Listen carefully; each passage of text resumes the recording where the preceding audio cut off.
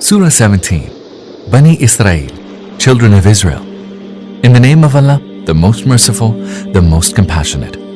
Holy is He who carried His servant by night from the holy mosque in Mecca to the farther mosque in Jerusalem, whose surroundings we have blessed, that we might show Him some of our signs. Indeed, He alone is all-hearing, all-seeing. We gave Moses the book and made it a source of guidance for the children of Israel, commanding, "Take no other guardian beside me." You are the descendants of those whom we carried in the ark with Noah. He was truly a thankful servant. Then we clearly declare to the children of Israel in the book, "Twice you will make mischief in the land and will commit transgression." So, when the occasion for the first of the transgressions arrived, we raised against you some of our creatures who were full of might, and they ran over the whole of your land. This was a promise that was bound to be fulfilled.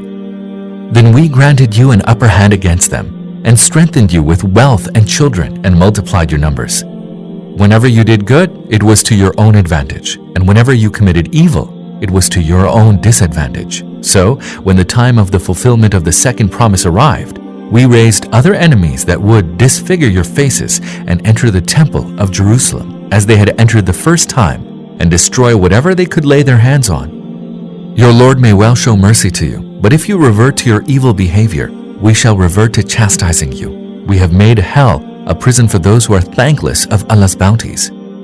Verily, this Qur'an guides to the way that is straightmost, to those who believe in it and do righteous works.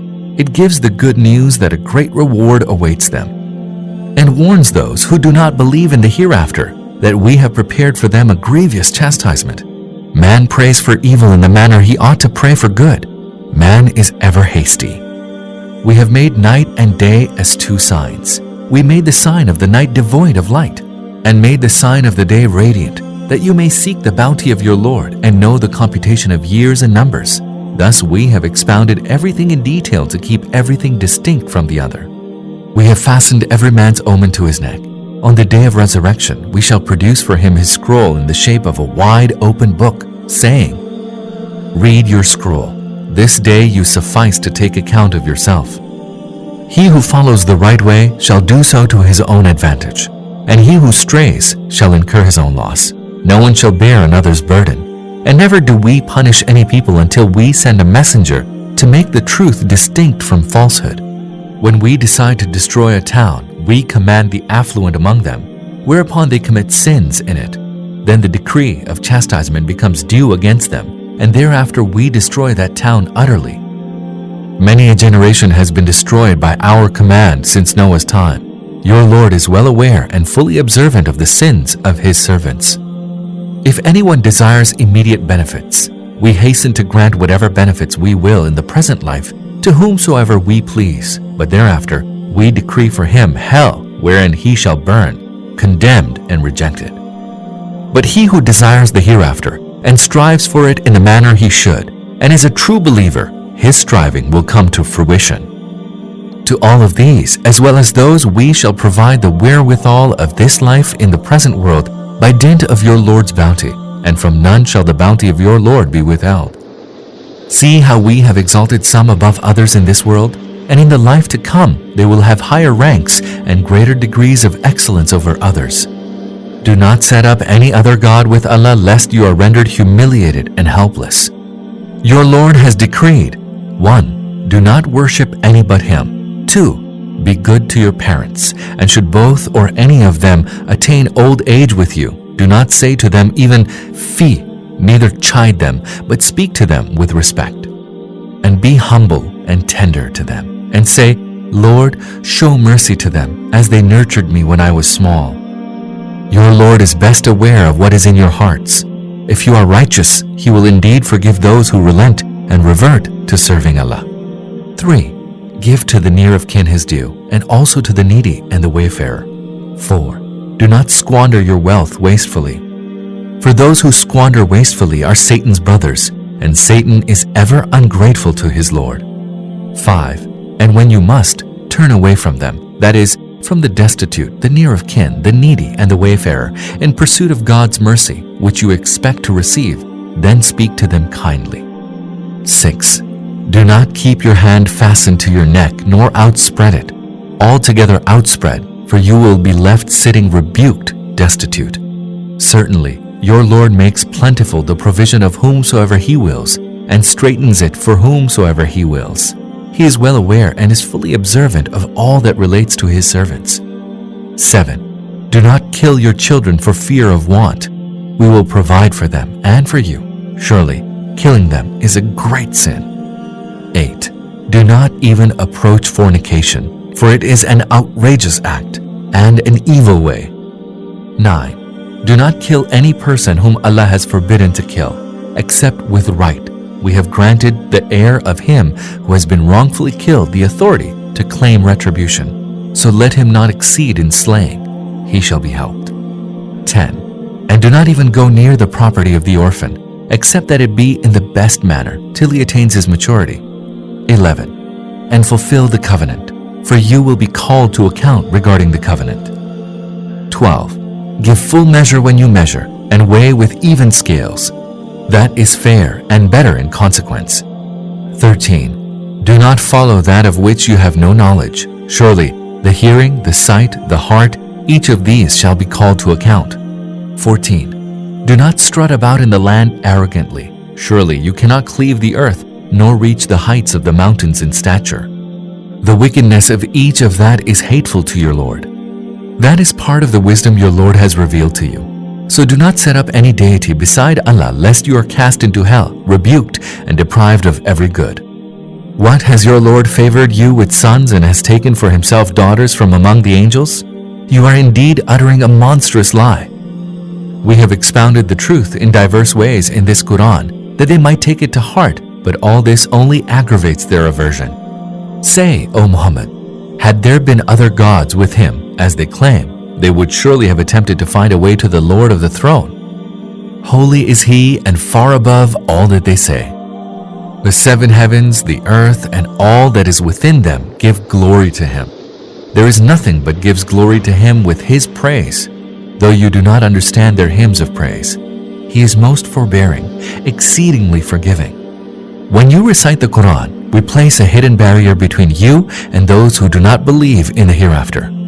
And we place a covering on their hearts so that they do not comprehend it. And we cause a heaviness in their ears. And when you mention your Lord, the only true Lord in the Qur'an, they turn their backs in aversion. We are well aware of what they wish to hear when they listen to you, and what they say when they confer in whispers, when the wrongdoers say, "You are only following one who is bewitched." Just see how strange are the things they invent about you. They have altogether strayed, and are unable to find the right way. They say, when we are turned to bones and particles of dust, shall we truly be raised up as a new creation? Tell them, you will be raised afresh even if you turn to stone or iron, or any other form of creation you deem hardest of all to recreate from. They will certainly ask, who will bring us back to life? Say, He who created you in the first instance. They will shake their heads at you and inquire, when will that be? Say, perhaps that time might have drawn near. On the day when He will call you, and you will rise praising Him in response to His call, and you will believe that you had lain in this state only for a while. Tell my servants, O Muhammad, to say always that which is best. Verily it is Satan who sows discord among people. Satan indeed is an open enemy to mankind. ربكم أعلم بكم إن يشأ يرحمكم أو إن يشأ يعذبكم. Your Lord knows all who dwell in the heavens and the earth. We have exalted some prophets over others, and we gave the Psalms to David. Tell them, call upon those whom you fancy to be your helpers instead of Him. They have no power to remove any affliction from you, nor can they shift it to any other. Those whom they call upon are themselves seeking the means of access to their Lord, each trying to be nearer to Him. They crave for His mercy and dread His chastisement. Surely, your Lord's punishment is to be feared. There is not a town but we shall destroy it, or upon which we shall inflict severe chastisement before the day of resurrection. This is written down in the eternal book of Allah. Nothing hindered us from sending our signs except that the people of olden times rejected them as lies. We publicly sent the she-camel to the Thamud to open their eyes, but they wronged her. We never send our signs except to cause people to fear. And recall when we said to you, O Muhammad, that your Lord encompasses these people, and that we have made that vision that we have shown you and the tree accursed in the Qur'an, but as a trial for people. We go about warning them, but each warning leads them to greater transgression. And recall when we asked the angels to prostrate themselves before Adam, all prostrated themselves except Iblis, who said, "Shall I prostrate myself before him whom you created of clay?" He then continued, "Look, this is he whom you have exalted above me. If you will grant me respite till the day of resurrection, I shall uproot the whole of his progeny except only a few." Thereupon he retorted, "Begone! Hell shall be the recompense, and a most ample one, of whosoever of them who follows you. Tempt with your call all whom you wish. Muster against them all your forces, your cavalry and your foot soldiers. Share with them riches and offspring, and seduce them with rosy promises, and Satan's promise is nothing but a deception. But know well that you have no power against my servants. Your Lord suffices for them to place their trust in. Your Lord is he who steers your vessels across the seas, that you may seek of his bounty. He is ever merciful towards you. When a calamity befalls you on the sea, all those whom you invoke forsake you except him. But when he delivers you safely to the shore, you turn away from him. For man is indeed most thankless. Do you then feel secure against his causing you to be swallowed up by a tract of the earth, or letting loose a deadly whirlwind charged with stones towards you, and there you will find none to protect you? Or do you feel secure that he will not cause you to revert to the sea, and let a tempest loose upon you, and then drown you for your ingratitude, whereupon you will find none even to inquire of us what happened to you? Indeed, we honored the progeny of Adam, and bore them across land and sea, and provided them with good things for their sustenance, and exalted them above many of our creatures. Then think of the day we shall summon every community with its leader. Those who are given their record in their right hand shall read the record of their deeds and shall not be wronged a whit. Whoever lived in this world as blind shall live as blind in the life to come. Rather, he will be even farther astray than if he were just blind. O Muhammad, they had all but tempted you away from what we have revealed to you, that you may invent something else in our name. Had you done so, they would have taken you as their trusted friend. Indeed, had we not strengthened you, you might have inclined to them a little. Whereupon we would have made you taste double the chastisement in the world and double the chastisement after death, and then you would have found none to help you against us. They were bent upon uprooting you from this land and driving you away from it. But were they to succeed, they would not be able to remain after you more than a little while. This has been our way with the messengers whom we sent before you. You will find no change in our way. Establish prayer from the declining of the sun to the darkness of the night, and hold fast to the recitation of the Qur'an at dawn, for the recitation of the Qur'an at dawn is witnessed. And rise from sleep during the night as well. This is an additional prayer for you. Possibly your Lord will raise you to an honored position. And pray, my Lord, cause me to enter wherever it be with truth, and cause me to exit wherever it be with truth, and support me with authority from yourself. And proclaim, the truth has come, and falsehood has vanished. Surely falsehood is ever bound to vanish. What we are sending down in the course of revealing the Qur'an is a healing and a grace for those who have faith, but it adds only to the ruin of the wrongdoers. Whenever we bestow favors upon man, he arrogantly turns away and draws aside, and whenever evil visits him, he is in utter despair. Say, O Prophet, each one acts according to his own manner. Your Lord knows well who is best guided to the right path. They ask you about the Spirit. Say, the Spirit descends by the command of my Lord, but you have been given only a little knowledge. Had we willed, we could take away what we have revealed to you. Then you would find none to help you in recovering it from us. Whatever you have received is nothing but grace from your Lord. Indeed, his favor to you is great. Say, surely if mankind and jinn were to get together to produce the like of this Qur'an, they will never be able to produce the like of it, howsoever they might help one another. We have explained things for people in this Qur'an in diverse ways to make them understand the message, yet most people obstinately persist in unbelief. They said, we shall not accept your message until you cause a spring to gush forth for us from the earth, or that there be a garden of palms and vines for you, and then you cause rivers to abundantly flow forth through them, or cause the sky to fall on us in pieces as you claimed, or bring Allah and the angels before us face to face, or that there come to be for you a house of gold, or that you ascend to the sky, though we shall not believe in your ascension to the sky until you bring down a book for us that we can read. Say to them, O Muhammad, Holy is my Lord. Am I anything else than a human being who bears a message from Allah? Whenever guidance came to people, nothing prevented them from believing except that they said, Has Allah sent a human being as a messenger? Say, had angels been walking about in peace on earth, we would surely have sent to them an angel from the heavens as messenger. Tell them, O Prophet, Allah suffices as a witness between me and you. Allah is well aware and fully observes everything pertaining to His servants. Whomsoever Allah guides is rightly guided, and whomsoever Allah lets go astray, you shall find none apart from Him who could protect him. We shall muster them all on the day of resurrection, on their faces, blind and dumb and deaf. Hell shall be their refuge. Every time its fire subsides, we will intensify for them its flame. That will be their recompense, because they disbelieved in our signs and said, What?